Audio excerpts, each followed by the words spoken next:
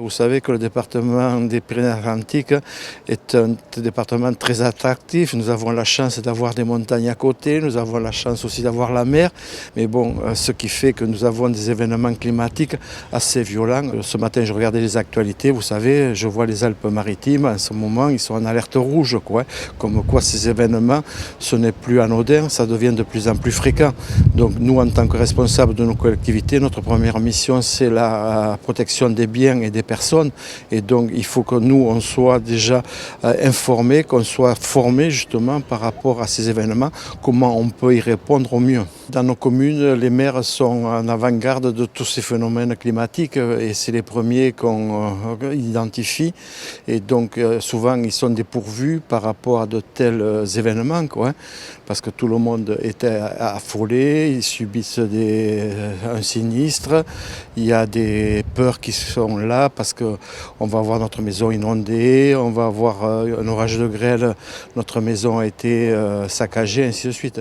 Le centre-ville, comme vous le voyez sur ces photos, était sous près de 2 mètres d'eau, près de 14 millions d'euros de dégâts, bâtiments, voiries, réseaux. Et cette journée est très importante, justement, ce réseau et tous ces partenaires qui œuvrent dans l'intérêt de nos populations, qui sont autour de la table, qui vont pouvoir amener leur expérience, qui vont pouvoir justement donner cette information et comment gérer au mieux ces crises. En tant que maire, ils ont des obligations qui sont des obligations légales de sécurité. Obligation au titre des pouvoirs de police du maire, le maire doit prévenir l'ensemble des risques sur le territoire de sa commune, et à ce titre-là, il doit justement mettre en sécurité ses citoyens.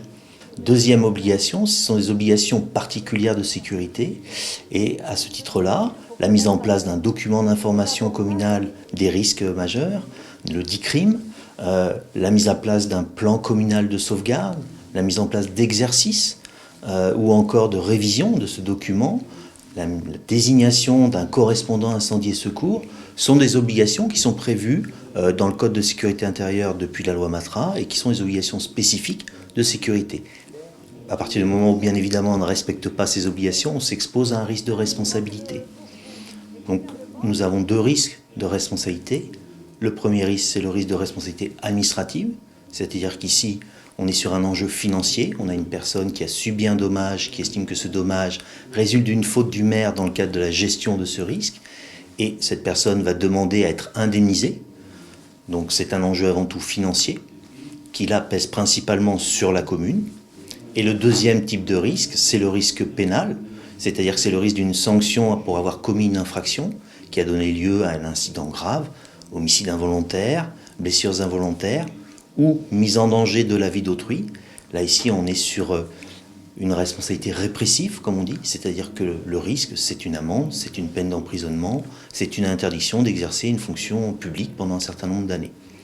De ces obligations légales et de ce risque juridique, derrière, forcément, ça peut être un drame humain. Et il est important, donc, d'acculturer les populations.